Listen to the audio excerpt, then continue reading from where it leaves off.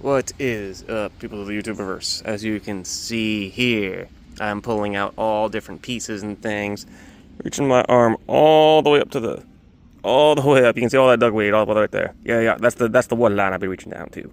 So anywho, it's been frustrating with these snails. I had a comment say that the nitrates and ammonia were most likely off, and probably by a little, but the biggest problem is a lot of those invasive snail things have just torn up a lot of my soil, and they are adding to the ammonia and nitrate count. But with the chemical, not the chemical, but the oils, call them chemicals sometimes, not chemical, oils, sea-chem oils, like the prime, stability, and clarity, and so on.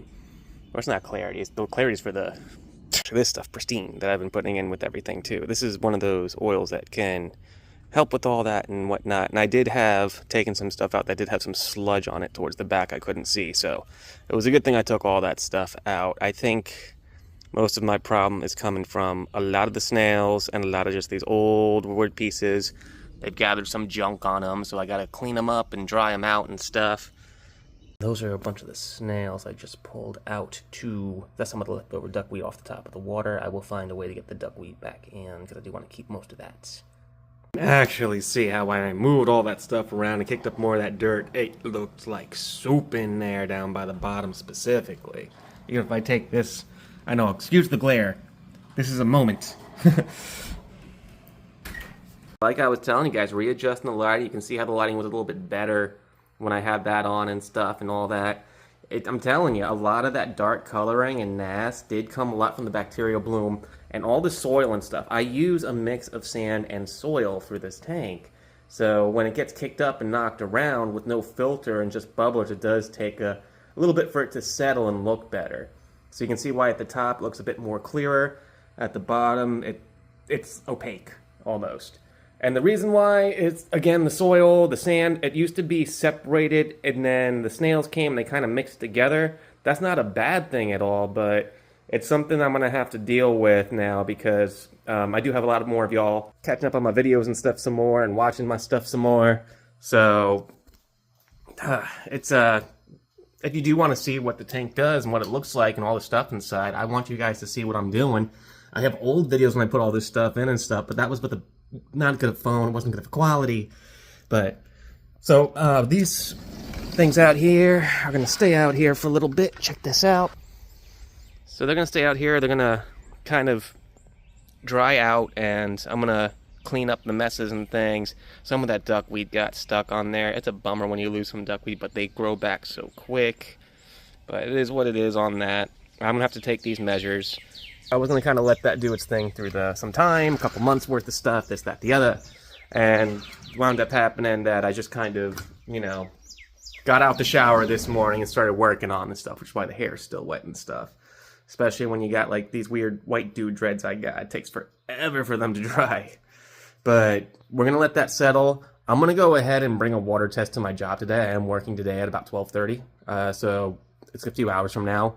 I got some more work to do here at home. I'm going to do some cleaning up for the guinea pigs and stuff, get them set up, and then after that, I'm going to sit with some coffees, watch some TV, and then get going from there after brushing teeth. But I'll be at my job today. I will do a water test, and I will let you guys know. I'll actually tag it on to the end of this little video here rather than doing two separate videos, so everything's all together, and you all see it. So for right now, I'm kind of in the morning time. I'll see you guys again here in the afternoon when I do my water test for the tank.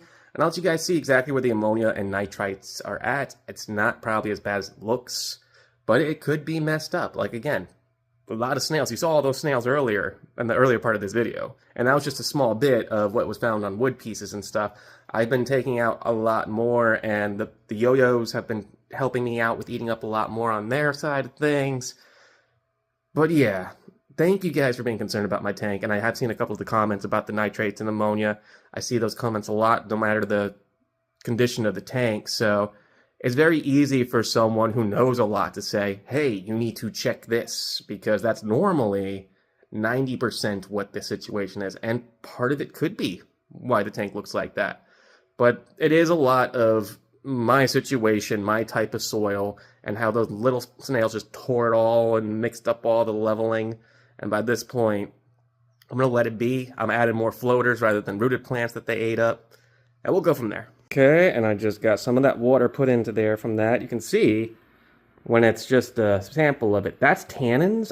You did see all the Mopani wood. I put that Mopani wood untreated to add tannins to the water, and it's just, that's how the fish like it. I kind of like the brownish water look myself. It makes it feel more natural to me.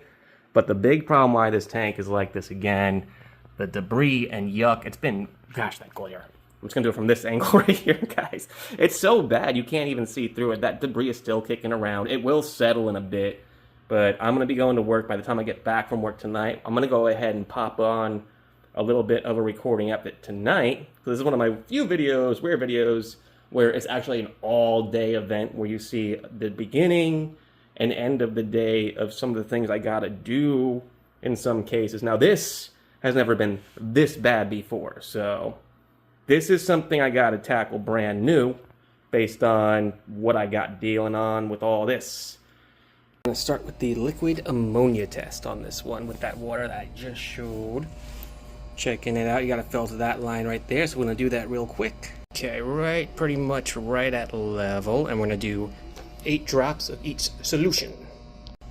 So for this test kit, 8 drops of each solution. 1, 2, 3, 4, 5, 6, 7, 8.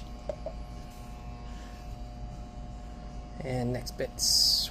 1, 2, 3, 4, 5, 6, 7, 8.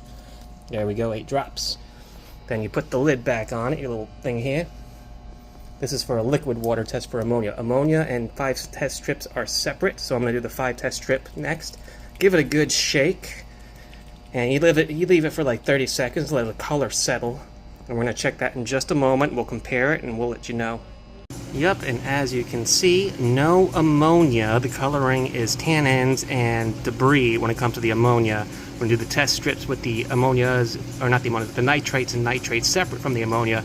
Ammonia cannot be on the same test strip because it will have a false reading due to the chemicals of the other bits of the strip. For the multi-test strip test, these things you keep nice and dry. Do not let them be in high humidity environments. I just took the lid off of it. The moment you get your stuff out, put the lid right back on. I'm going to do that real quick because I need 2 hands for that. Okay, so let's see what this water shows now. Set this. Quick dip. Quick dip. Woo! And it usually shows pretty immediate, so let's see what's going on. Alright. And then with that. So the issue is definitely in the nitrates more so. I did add a lot of bacteria to help battle out with all the stuff that could be it. Everything else is looking good though, except my water's a little bit on the harder side. Again, probably because of all the sediment and stuff being kicked around.